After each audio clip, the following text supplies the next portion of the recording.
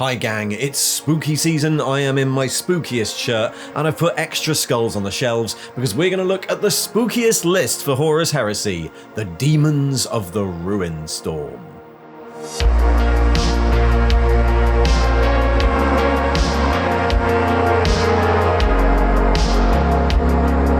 Okay, so the latest all PDF list is with us, and it's one we've been waiting for all edition. Forge World have finally released the Demons of the RUINSTORM army as their own Horus Heresy faction, and it's one that's perfect for videos like this because just like the other all PDF army, the Imperialis Militia, it's an army that lends itself particularly well to customization. The Demons of the RUINSTORM were a relatively late entrant to the wars of the Horus Heresy. Officially, during the Great Crusade, the Imperium enforced on its population the imperial truth, the complete removal of any sort of religious belief in an attempt to starve the forces of chaos of worship. People knew that there were things living in the warp, but thought of them more as warp xenos, like really weird alien creatures from another dimension. And to an extent, that is true.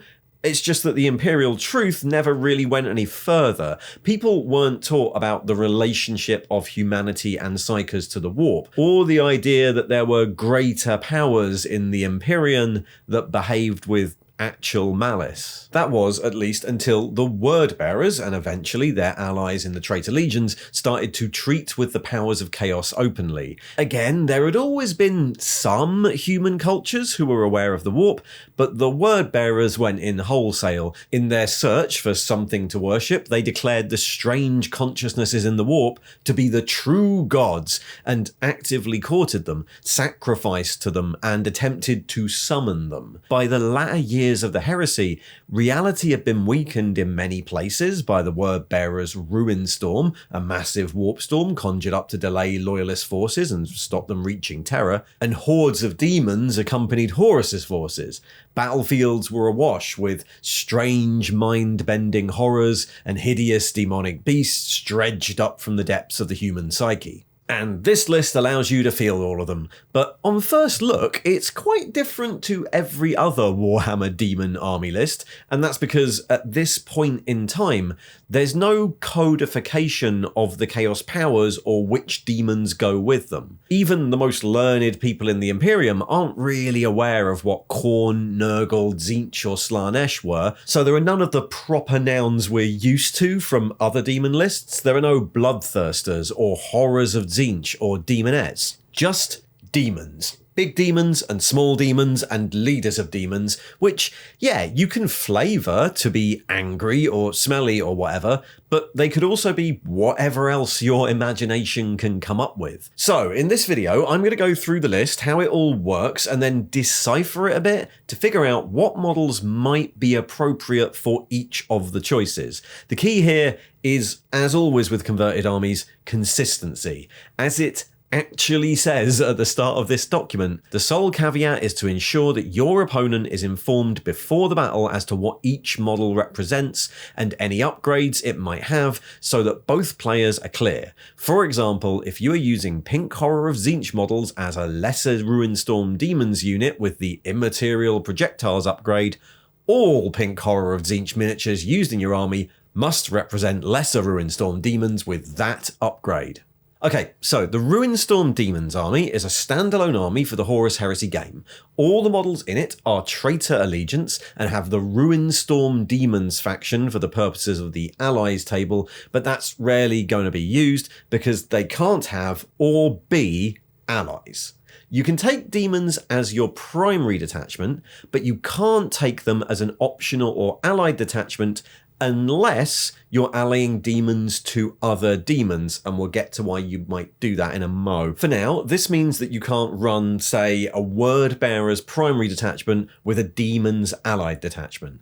Instead, there are two ways a regular army gets access to demons. One is through the Bound Demons rules, which I will go over at the end of this, and the other is through the use of wizards. Legion Esoterists and Militia Rogue Psykers both have the ability to summon demons from this list, and it mentions that there might be more things that can do that in the future. When you do that, you get access to 3 troops or elites units from this list that appear through warp rifts on the battlefield. I'm going to say that again because it's worth being clear. There are essentially 3 things we're talking about here. One is Bound Demons, which is a slightly different thing I will go through at the end. One is Summoning, which works with certain wizards and allows you 3 units from this list. And then the last is the Demons Army, which is what we're going to go through now. Next, let's remind ourselves what demons are in this game. Demons as a unit type have a number of weird rules. The most important is that they get +1 strength and toughness in turn 1 and 2, and then this decreases through the game, to the point where if you ever get to turn 7, all your demons are at -2 to strength and toughness. Then they get instant death by force weapons, they cause fear 1, and they're immune to psychology. If they have to run away for any reason, they just take D3 automatic wounds. Bear that in mind because some of those rules are then offset by the army special gimmick, Etheric Dominions. Though the people of the Imperium don't know it, we all know that demons tend to pay allegiance to some sort of theme or power in the warp, and thus you can pick a spooky theme for your army. Every unit in the army with the Etheric Dominion X rule can choose one, which is every unit in the army, but every unit in the detachment has to have the same one. Lords of War get an exception, they can have whatever they want, but otherwise, that is why you might want to ally demons into your demon army so that you can have demons of one Etheric Dominion allied to demons of another. There are 8 dominions to pick from, which are, if I was to simplify them, Khorne, Nurgle, Slaanesh, Tzeentch, Stormy Hungry, Mechanical, or Ruin. And we'll start there. Encroaching Ruin is your general purpose Chaos Undivided flavour. If you select this, your demons will only take 1 wound when failing a morale check, not D3, and they all get to move through cover. Then we have the 4 not Chaos God themed ones. Heedless Slaughter means your angry demons get +1 to charge moves, combat results, and sweeping advances, but must always charge if they're within 8 inches of an enemy. Putrid Corruption means your smelly demons get heavy, so no running, but also a weird sort of 5-up feel no pain called Corrupted Resilience. Rapturous Sensation means your sexy demons get +1 initiative on the charge and rerolls against blind and concussive weapons, and then Formless Distortion makes your changey demons get a random upgrade at the start of each fight phase picked from this little table. Then, Infernal Tempest represents demons made of raw elemental energy and gives them all Hammer of Wrath with Deflagrate on it, and a special form of reaction that allows them to zap people who shoot at them. Ravenous Dissolution means your army really likes eating psykers. They get +1 to hit against other demons, corrupted models, psykers, or independent characters. And then Malevolent Artifice, the last one, is machine demons who can reroll armor saves as long as the attack didn't have a strength higher than their toughness. So that's your 8 ways of theming your army. Next up is the 4 warlord traits. Again, they broadly align with the 4 chaos powers. Conqueror of Kings gives the warlord and his units bonuses against independent characters. Entropic Force stops people using damage mitigation against your warlord's attacks. Eternal Reveler means the warlord and his unit can run and charge and also opt to use their initiative as a fixed charge distance roll. Interesting.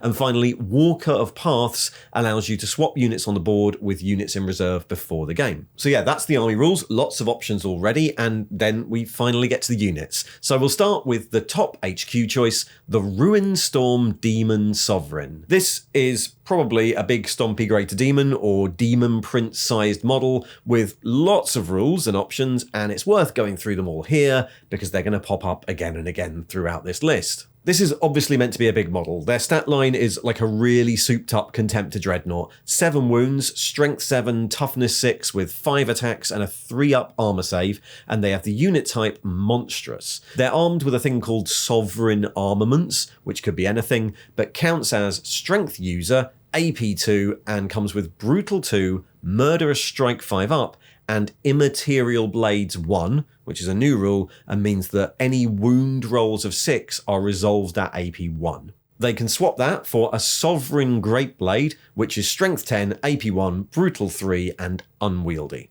They have the following special rules. An Etheric Dominion, of course, everything does. Etheric Invulnerability, which is a 4-up invulnerable save that doesn't work against force weapons. Empyrean Avatar, which a lot of the bigger demons get, and it means that if they suffer instant death, it's just D3 wounds off instead, just like a Dreadnought. It will not die, 5-up, and bulky 7. So they're pretty tough and pretty big. They get access to the full suite of 7 war gear upgrades that we're going to see again and again throughout this document. Etheric Conduit, which will make them a Psyker with access to either Biomancy, Telepathy, Diabolism, or Pyromancy disciplines. Immaterial Wings, which is basically a jump pack, giving the option to use it to move a flat 14 inches over all terrain. Etheric Flight, which is like a simpler version of the wings. They float so they can move over stuff and they get +3 to movement. Miasma of Rage gives them Rage 2. And then there are shooting upgrades. Dark Flame gives them a Strength 5, AP 5, Fleshbane, Torrent, Flamer weapon. And the Unmaking is an Assault 2 Meltagun, basically. And then the final upgrade is Warp Forged Flesh, which gives them +1 to their armor save, increasing it in this case to 2+. Model-wise, it's pretty clear that this is where you make use of any of those big Greater Demons or Demon Prince models. Base sizes aren't given in this document, but it's probably the sort of thing that should at least be on a 60mm base or an 80mm base. Any additions Greater Demon, any of the Demon Princes, all of those would work for your Demon Sovereign. It should just look like the biggest normal demon on the board that isn't a Lord of War or the Demon Bmoth, which is a slightly different thing that comes later. But yeah, any of these sorts of models might work. Then we have, as is traditional in all these lists, the slightly smaller HQ option. This is the Demon Hierarch.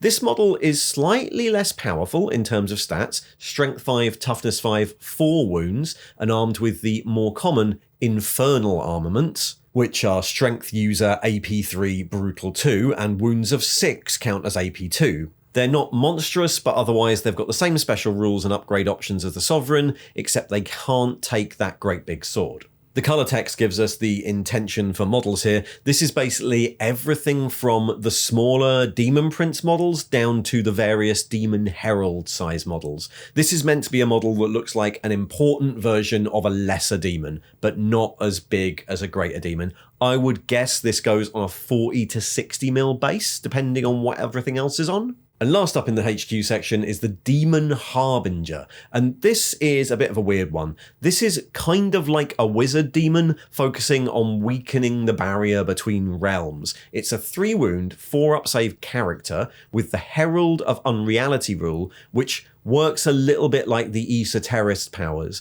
It allows the Harbinger to bring on 2 units from reserve through a warp portal that they cast during the game.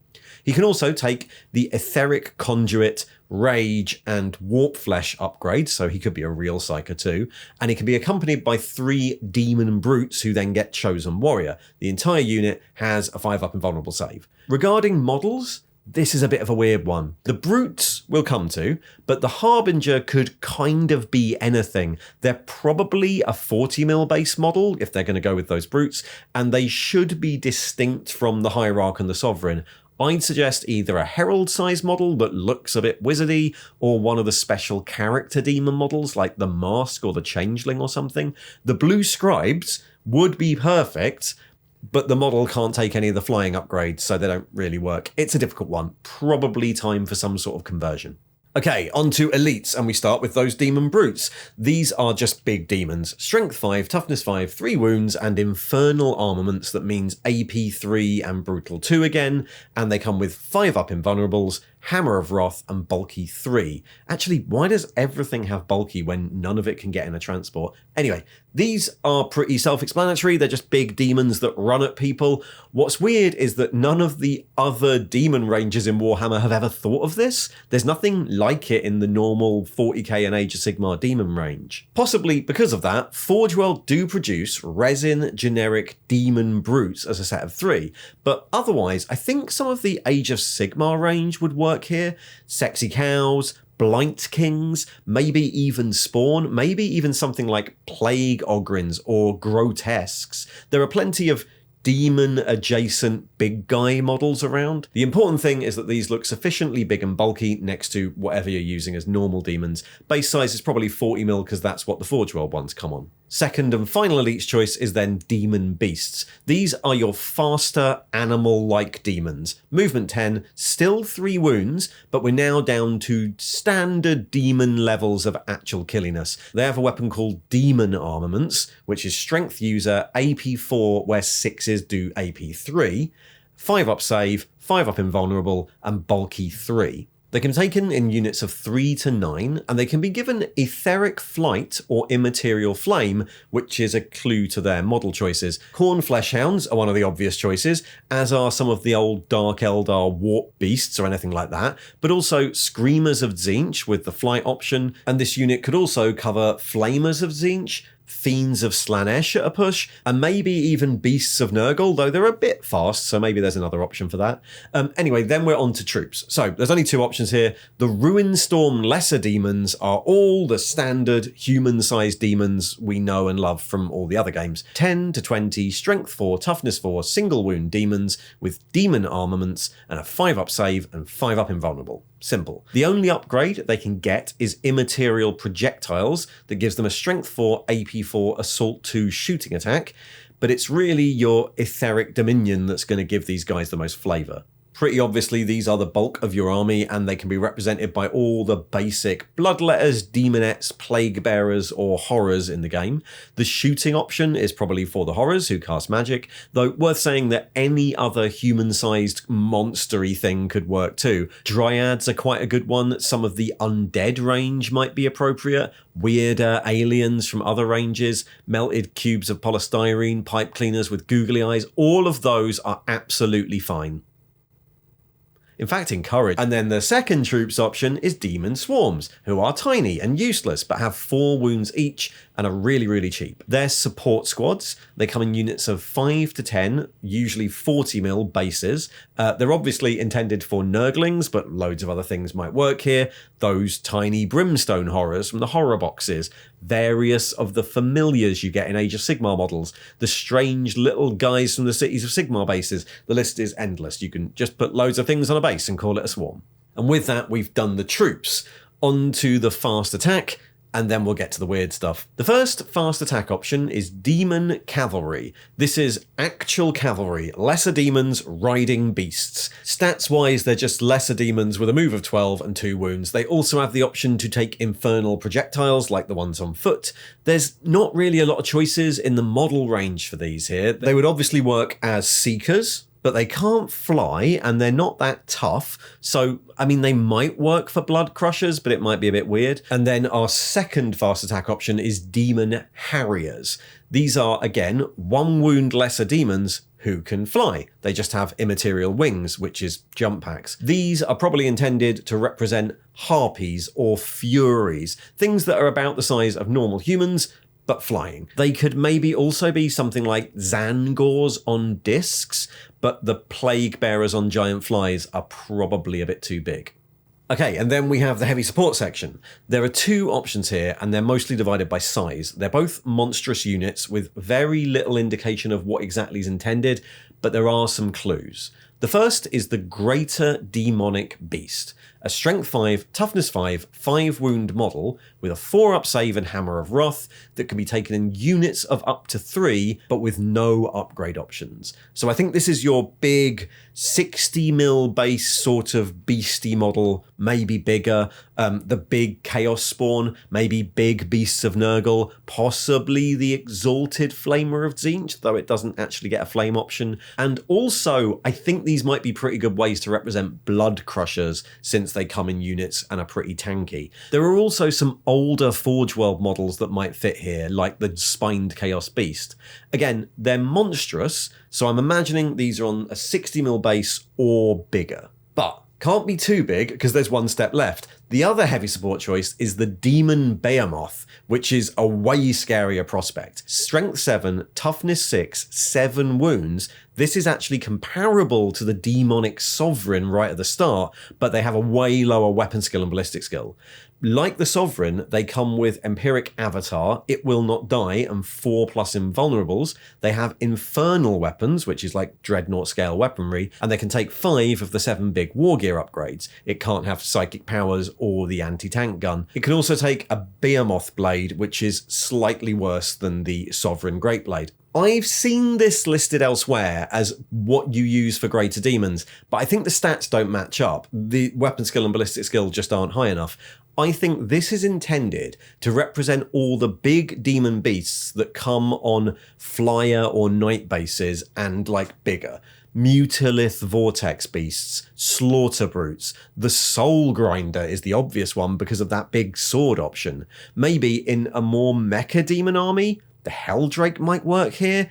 It does have the option for flight, but basically these are really big centerpiece models that is more like a monster or a creature than just a great big demon. So yeah, I think that's how they split down. Big spawn, big versions of demon beasts, big animal-like things without too many magic powers is the greater demonic beast. Centerpiece models on great big bases are the Behemoth. But there is stuff in this list that's even bigger, and that is in the Lords of War category. And we start here with the RUINSTORM Archdemon, a Strength 8, Toughness 8, 8 wound version of the Demonic Sovereign, with all the same special rules and upgrades, bar the fact that they start with a Behemoth Blade. These ones are massive. They're obviously intended to go toe-to-toe with a Knight or a Primarch, and this is represented by the Gargantuan unit type. These are basically so big they get to ignore any modifier or psychic power that affects them, including Force, usually the Bane of Demons, and they get rerolls against Fleshbane and Poisoned. They can only react to other big stuff like vehicles and Primarchs. They can always shoot all their weapons, and obviously they count as loads of models for the purposes of being outnumbered, all of which makes them a lot harder to kill. I think the intention here is that these are represented by the big Forge World Greater Demon named models.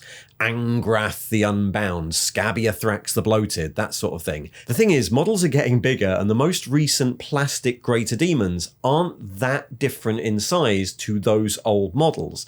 So it kind of depends what you're using as a sovereign. I could totally see someone putting the normal Great Unclean one here, and then using the Nurgle Demon Prince as their sovereign, and maybe Nurgle Heralds as the Hierarch. On the other hand, maybe you use the older and a bit smaller Great Unclean one as the Sovereign, and then use Scabiathrax here, or the new Greater Demon here. The important thing is that this is a Lord of War, so it should be bigger physically than whatever else you've got in your army. It should probably be comparable to a Knight or something. And then we get 3 special character versions of the Lord of War Archdemon: Kabanda, Korvax Utterblight, and Samus, all of which are in their unbound versions, because some of them can still be taken as bound demons, which we'll get to in a minute. Right, all 3 of these are terrifying, and all 3 can be your warlord. They also have massive lists of special rules that I won't go through in detail here, but in short, Kabanda is a giant bloodthirster who really doesn't like Sanguinius, with Rampage, Wings, and a series of massive scything weapons, and a Hellstorm template attack that doubles up any of the wounds he causes in the assault phase. Korvax is just a great big tanky Archdemon Great Unclean one who tries to eat people with his Murderous Strike 4-up face and counts as a Biomancy Psyker. And then Samus is a close combat monster who's just very, very scary, reducing leadership of anyone nearby and gaining fear too in close combat. All 3 of those are custom Forge World models, unless you represent them as something else. So that's all the options in the Demons of the RUINSTORM list, allowing you to field a whole army of custom demons, or just the army of demons you've already got from one of the other games. But as I've pointed out before, this document doesn't invalidate the earlier bound demon rules. In fact, it specifically points out that some of the special characters are available as bound versions or these unbound versions, and you can't have both in your army. So, in case you don't want to use a Demons of the RUINSTORM entire army, it's probably worth going through the rules for bound demons here. The Bound Demons rules are currently found in the Burning of Ommat Exemplary Battle document and represent a more reliable way to utilise demon units in a general traitor army. But because of that, they lose a lot of the flexibility. The list here consists of only 4 units. Bound Samus, this time taken as a HQ, Bound Kabanda, taken as a Lord of War, the Demon Brutes, who can be taken as both troops and elites, and then a HQ called the Demon Region, who's like a slightly bigger 4-wound Demon Brute with an AP2 sword. And that's it. Those 4 units can be used to make an allied detachment with the agents of the Warmaster faction.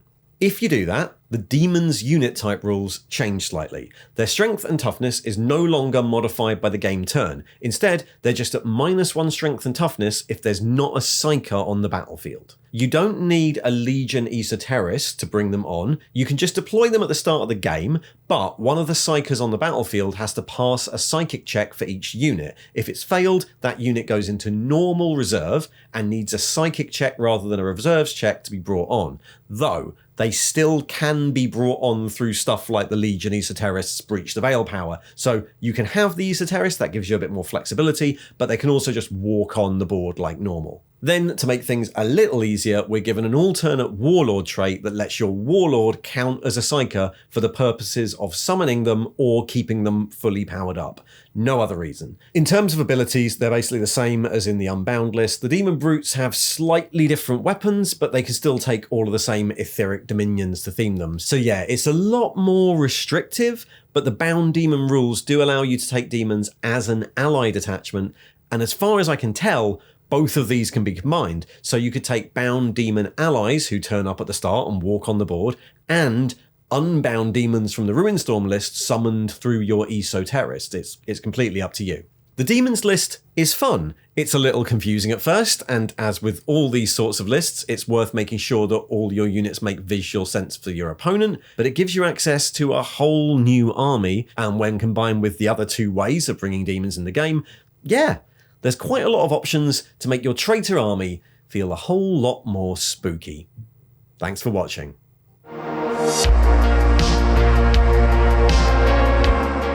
And if you'd like more guides to the different armies in the Horus Heresy, there should be a video just popping up on the right there. And if you'd like to support the channel, there's all the usual links in the thing below, including one to our Patreon. See ya.